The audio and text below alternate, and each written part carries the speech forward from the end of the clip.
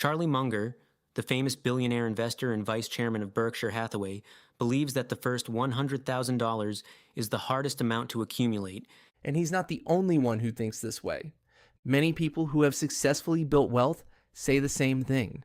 A similar idea is often mentioned about reaching the first $1,000,000.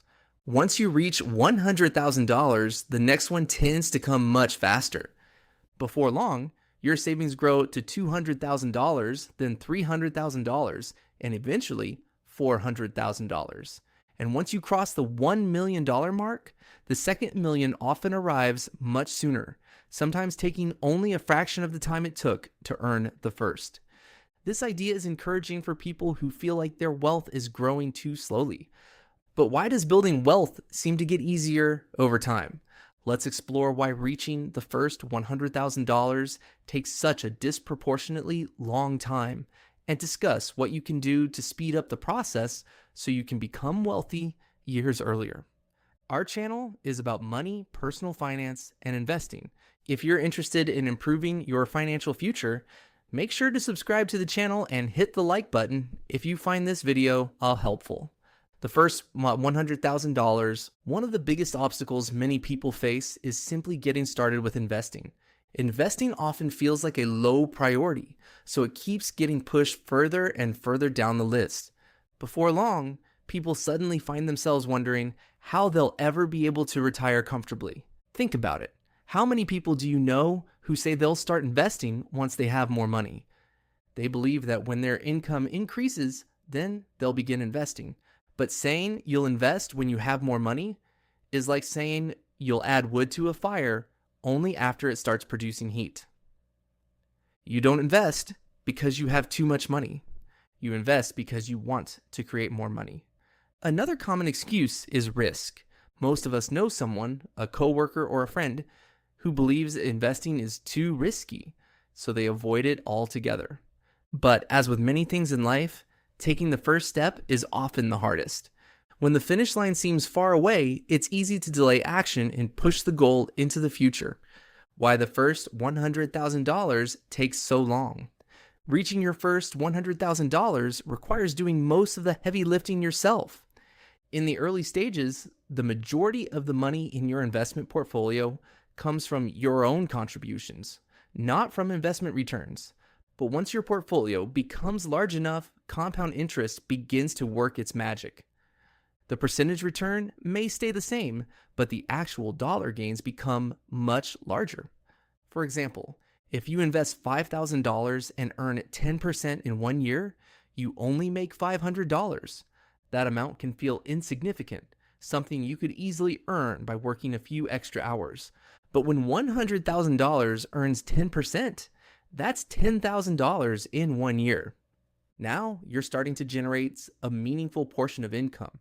And when your investments reach $1,000,000, a 10% annual return equals $100,000. That amount is more than many people earn from their jobs, and seeing that kind of growth is incredibly motivating. Many investors say that once their portfolio reaches $100,000, they finally begin to see real progress. Like a snowball rolling downhill, the growth begins to accelerate. As your investments grow, the progress becomes very satisfying, and that excitement can push you to grow your portfolio even faster. Motivation and behavior changes. Once you start seeing meaningful returns, you naturally begin looking for ways to grow your investments more quickly. You might look for ways to increase your income, search for investments with better returns, contribute more money to your portfolio. Even your spending habits may change. Instead of casually spending $100 on dinner, you'll start thinking twice. When you truly understand the power of compound interest, you begin to view money differently. You realize how much that $100 could grow if invested. And because of that, it becomes harder to spend it impulsively. For example, if you spend $100 on a meal, that money is gone forever.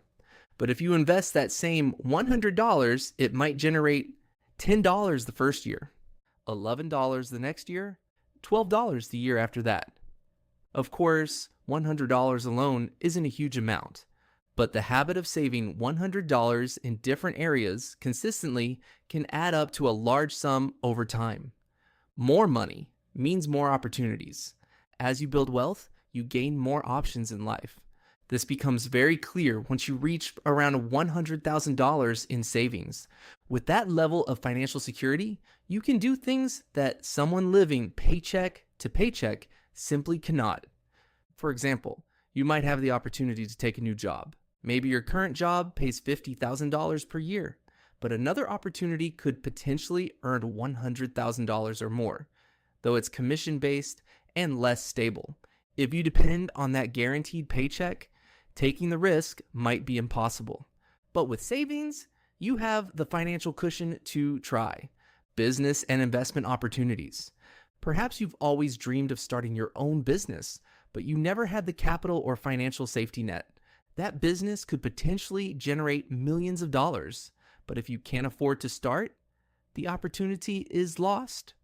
Or imagine discovering a real estate deal where a property is selling far below market value, but it involves some risk. If you have money saved, it might be a risk worth taking. While it's not always ideal to sell your investments, the important point is that you have the option if a once-in-a-lifetime opportunity appears. Someone with very little savings simply doesn't have that flexibility. Tips to reach the first $100,000. Faster. If you're still working toward the $100,000 milestone, there are ways to accelerate the process. Since most of the early money will come from your own contributions, the key is increasing how much you save. This is the most effective way to speed things up. To save more money consistently, you'll likely need to increase your income. You could work a second job on weekends, work a few extra nights per week, deposit that extra income directly into savings.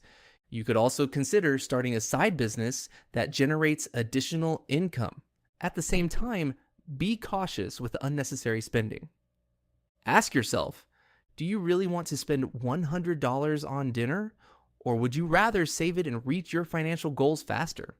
Remember, these sacrifices are temporary. Once you reach your goal, you can relax a little. Also, avoid large car payments for vehicles you don't truly need. Car expenses are one of the most common reasons people never reach $100,000 in savings, let alone $1 million. Building strong financial habits. As you become familiar with saving and investing, the process becomes much easier to maintain.